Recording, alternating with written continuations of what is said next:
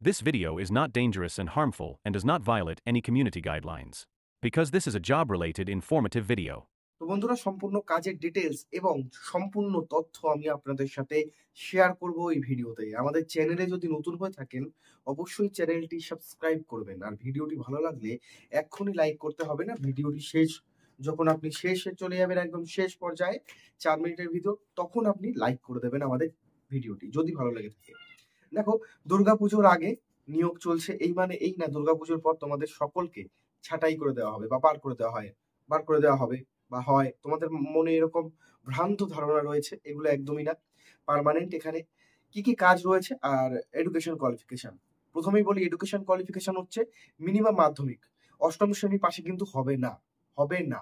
মাধ্যমিক বা উচ্চ মাধ্যমিক লাগবেই। মাধ্যমিক পাস করো বা উচ্চ মাধ্যমিক পাস করো, তোমরা আবেদন করতে পারবে। এখানে প্রত্যেক দিন আপনাদের 9 ঘন্টা করে কাজ থাকছে, প্রতিদিন 9 ঘন্টা করে কাজ, প্রতি সপ্তাহে 1 দিন করে ছুটি। তবে পুজোর আগে সপ্তাহে 7 দিনই কাজ করতে হতে পারে। চাপ যদি বেশি থাকে, সেই যে ছুটিগুলো আপনারা পেলেন না সেটা পুজোর পর কাটিয়ে দেওয়া হবে আপনাদের, ঠিক আছে? এখানে মাসে আপনাদের 26 দিন ডিউটি থাকছে, 30 দিন হয় মাসে, 26 দিন কাজ, প্রতি সপ্তাহে একটা করে ছুটি। আর একটু আপনাদের কিন্তু স্মার্ট হতে হবে, তার কারণ আপনারা যখন অজন্তা, আমি নাম বললাম, দামি দামি ব্র্যান্ডেড যে জুতোর দোকানগুলো, সেখানে কিন্তু বিভিন্ন ধরনের কাস্টমার আসে। তো আপনাদের কি কি ডিপার্টমেন্ট রয়েছে দেখো।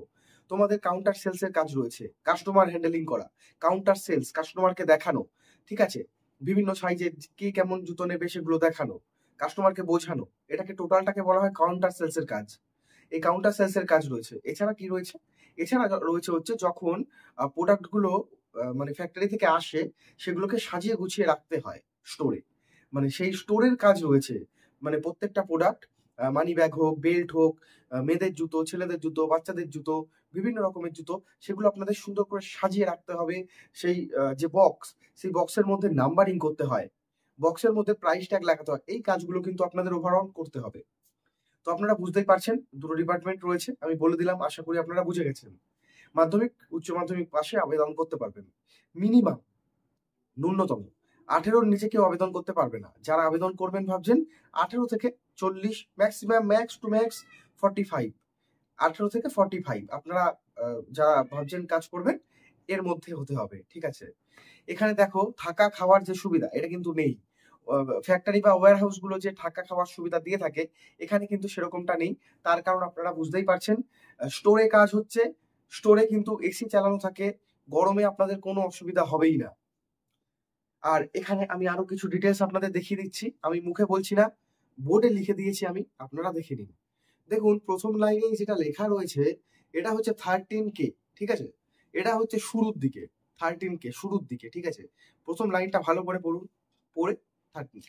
এরপর কি লেখা আছে দেখুন, পিএফ ইএসআই রয়েছে, ডিপার্টমেন্ট অনুযায়ী পিএফ এবং ইএসআই রয়েছে। এরপর বলেছে পূজায় 3 দিন আপনারা ছুটি পেতে পারেন, সেটা হচ্ছে অষ্টমী, নবমী এবং দশমী, এই 3 দিন। কাজের লোকেশন কোথায় কোথায়? দেখো, কাজের লোকেশন হচ্ছে all over Kolkata, new town, Bardhaman, উত্তর 24 পরগনা, দক্ষিণ 24 পরগনা, নদিয়া, হুগলি। এবার হুগলির অনেকগুলো জায়গা রয়েছে, চন্দননগর রয়েছে, হুগলিতে শ্রীরামপুর রয়েছে, বিভিন্ন জায়গায় রয়েছে। যে সমস্ত জায়গাগুলো একদম পিক জায়গা, ঠিক আছে? শপিং এরিয়া যেগুলো, প্রত্যেকটা রাজ্য না, প্রত্যেকটা ডিস্ট্রিক্টের যেগুলো শপিং এরিয়া, সেই ডিস্ট্রিক্টগুলোতে রয়েছে। আমি ডিস্ট্রিক্টগুলো আপনাদের বুঝিয়ে বললাম। আর এখানে ডেলি যাতায়াত করে কাজ করতে পারবেন, আপনারা টিফিন নিয়ে যেতে পারেন বা সেখানে নিকটবর্তী যে দোকানগুলো রয়েছে সেখান থেকে খাবার কিনে খেতে পারেন। এটা কিন্তু ওয়্যার হাউসের কাজ না, এটা স্টোরে কাজ, বারবার বলছি। একটু স্মার্ট কিন্তু আপনাদের হতে হবে, আর গ্র্যাজুয়েশন পাশে অবশ্যই আপনারা কাজ পাবেন। তো বন্ধুরা, আবেদন করবেন কি করে? প্রথমেই বলি, এটা কিন্তু একজন HR মারফত আমি পেয়েছি, আমি কিন্তু সরাসরি আপনাদের দিচ্ছি না কাজটা। এটা HR মারফত আমার কাছে এই তথ্যটি এসছে এবং আমি আপনাদের জন্য ভিডিও বানিয়ে দিলাম। যদি কোনো প্রবলেম হয় বা কিছু জানার ইচ্ছে থাকে, যা দরকারে নিচে দেওয়া নাম্বারে ফোন করে নিন, একদম সরাসরি HR নাম্বার আমি দিয়ে দিলাম, ঠিক আছে? কোথায় আবেদন করবেন, কোন লোকেশন, ডিটেলসে জানতে নিচে দেওয়া নাম্বারে আপনারা আজকেই ফোন করে নিতে পারেন।